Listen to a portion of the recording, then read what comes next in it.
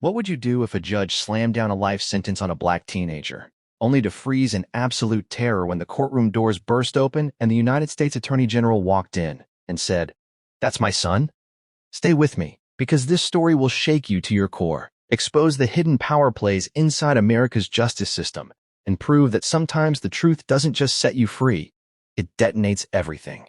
Before we begin, subscribe right now, because stories like this aren't just stories. They're warnings, revelations, and reminders that justice in America is never as simple as it seems. The courtroom in downtown Washington, D.C. was colder than it needed to be. The kind of cold that seeped into your bones and made you feel like you were already being buried.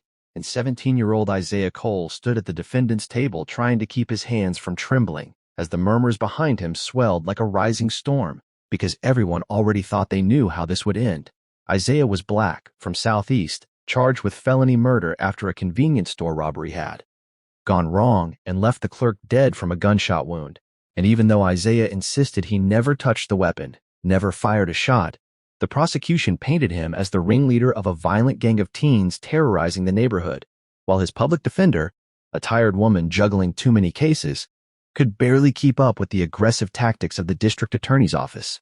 And presiding over it all was Judge Harold Whitmore, a silver-haired man known for his tough-on-crime philosophy, a man who quoted statistics about urban violence like scripture and believed harsh sentences were the only language criminals understood. The gallery was packed with reporters, activists, and curious onlookers because the case had gone viral. Headlines screaming about youth crime, broken homes, and the decline of American values. And Isaiah's mother, Denise Cole, sat in the front row, clutching a tissue so tightly it tore in her fingers, whispering prayers under her breath as if they could weave a shield around her son. What no one in that room knew, what Isaiah himself had only learned 3 years earlier in a conversation that changed his life, was that his father was not the man who had disappeared when he was a baby, not the myth his mother had constructed out of pain and pride, but one of the most powerful men in the country. United States Attorney General Jonathan Cole, appointed 2 years earlier after a career as a federal prosecutor known for dismantling corruption, rings, and standing at podiums promising equal justice under law. Jonathan had been young and ambitious when Isaiah was born, their relationship strained by political aspirations and the ugly calculus of optics. And when threats against his career mounted from opponents who would weaponize any scandal, he and Denise had agreed, under pressure and fear, to keep Jonathan's paternity secret, providing financial support quietly while Isaiah grew up believing his father was just a ghost. And yet 3 years ago, when Jonathan's conscience could no longer stomach the distance, he had reached out privately to his son, explaining the truth, asking for a chance to build something fragile and reel away from cameras and headlines. And though Isaiah had struggled with anger, with resentment at years of absence, they had begun meeting quietly in neutral places, talking about school, about dreams, about the weight of expectations, Jonathan urging Isaiah to stay focused, to avoid the traps laid out for young men in neighborhoods where opportunity felt like a rumor. But on the night of the robbery, Isaiah had made a choice that would shatter everything. He'd agreed to hang out with his childhood friend Marcus Reed, a charismatic but reckless 19-year-old who talked big about fast money and quicker respect. And when Marcus suggested they hit the convenience store just to scare the clerk and grab cash, Isaiah had hesitated, saying he couldn't risk trouble, that he had plans, that he was thinking about applying for internships his father might help him secure. But Marcus mocked him, accused him of thinking he was better than everyone else, and Isaiah, stung by pride and desperate not to seem soft, went along, telling himself he would just stand lookout. Inside the store, things spiraled fast. Marcus pulled a gun Isaiah swore he'd never seen before. The clerk lunged, a shot rang out, and chaos erupted in seconds. Isaiah frozen in horror as the clerk collapsed, Marcus shouting for him to run, security cameras capturing blurred images that prosecutors would later slow down and narrate with ruthless certainty. Marcus was arrested 2 days later and, facing life himself, cut a deal, testifying that Isaiah planned the robbery and handed him the gun, a lie that sealed Isaiah's fate in the court of public opinion before the trial even began. Jonathan Cole had learned of his son's arrest from a late-night call from Denise, her voice shaking as she said, "They're saying he killed someone."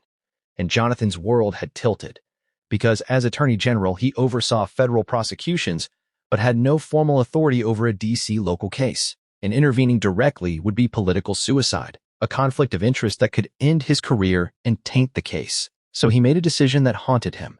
He would stay out publicly, trusting the system he had sworn to uphold, believing the truth would surface if Isaiah was truly innocent of pulling the trigger. But as weeks turned into months, he watched transcripts, studied evidence quietly, and felt a creeping dread that the machinery of justice he championed was grinding forward with a momentum indifferent to nuance.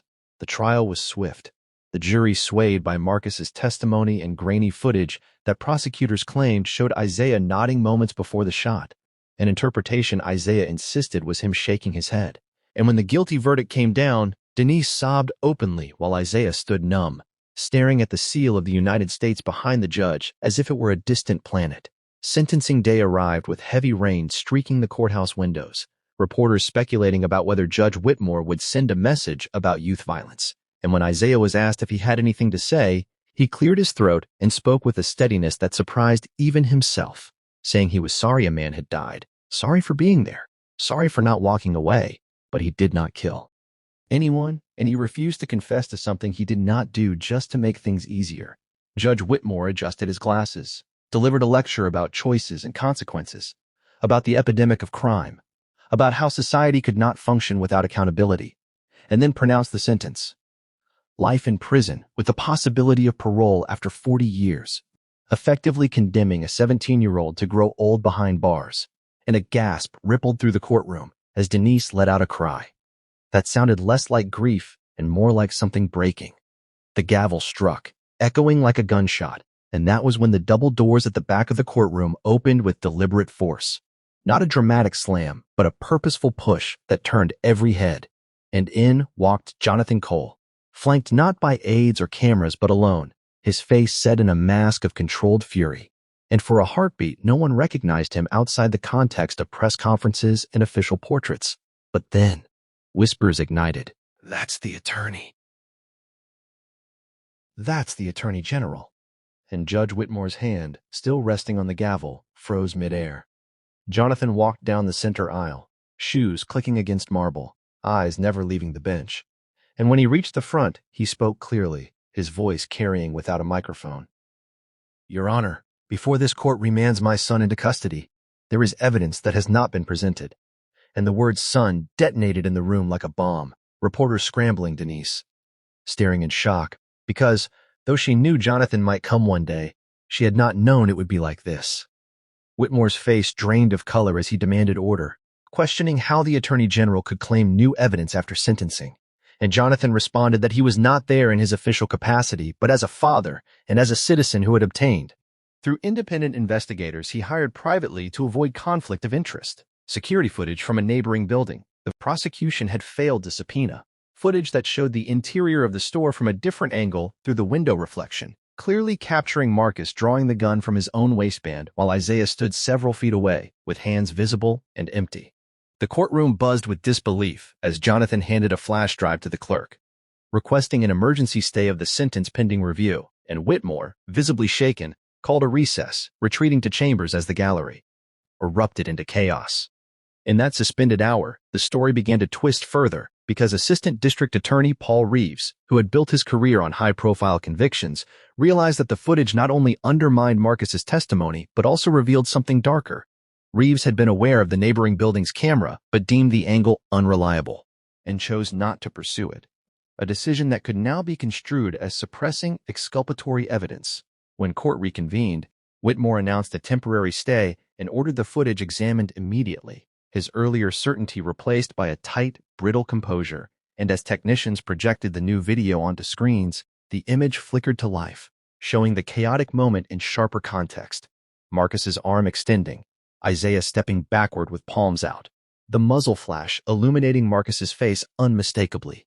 Gasps filled the room again, and Denise collapsed into her seat in relief and rage, while Isaiah stared at the screen as if witnessing his own resurrection. Reeves attempted to argue that Isaiah was still complicit under felony murder statutes, that participation in the robbery sufficed for life imprisonment, but Jonathan countered that the plea deal with Marcus hinged on his testimony portraying Isaiah as mastermind, a portrayal now demonstrably false, and that prosecutorial misconduct tainted the entire proceeding. The media storm that followed was immediate and ferocious. Commentators debating whether Jonathan's involvement was heroic or improper, whether the system had nearly buried an innocent teenager because of ambition and bias, and outside the courthouse protesters gathered with signs demanding accountability. Yet the deepest twist had not yet surfaced, because as internal reviews began, an anonymous envelope arrived at a local newsroom containing emails between Reeves and Judge Whitmore from months earlier, messages that skirted the edge of impropriety, discussing the importance of a strong sentence to deter youth crime and referencing Isaiah's case as an opportunity to set precedent, language that suggested prejudgment before trial. When those emails were published, Whitmore denied wrongdoing, but the optics were devastating, and a judicial conduct investigation commenced, casting a shadow over every ruling he had made in recent years. Isaiah's conviction was vacated pending a new trial. Marcus's plea deal collapsed under scrutiny and under renewed interrogation. Faced with the video and the possibility of facing full charges, Marcus confessed that he alone brought the gun, alone fired in panic, and lied to save himself. As weeks unfolded, the narrative transformed from one of a violent teen to one of a system on trial, with Jonathan walking a razor's edge between fatherhood and office, eventually recusing himself formally from any federal matters that could intersect while advocating publicly for reforms to discovery rules to prevent suppression of evidence. In a packed courtroom, months later, charges against Isaiah were reduced dramatically to conspiracy and robbery without homicide, and given time served and his age at the time of offense, he was released on probation, stepping out into sunlight that felt unreal after the shadow of life imprisonment. But freedom was complicated. Because the nation now knew he was the Attorney General's son, critics accusing him of benefiting from power, even as supporters argued that power had nearly destroyed him by forcing his father's silence too long. Denise and Jonathan faced their own reckoning, acknowledging the years of secrecy that left Isaiah vulnerable to seeking validation in the wrong places. And in a televised address, Jonathan admitted that justice must be blind, not only to race but to status, confessing that he had trusted a system that almost failed his own child, and pledging to confront its flaws.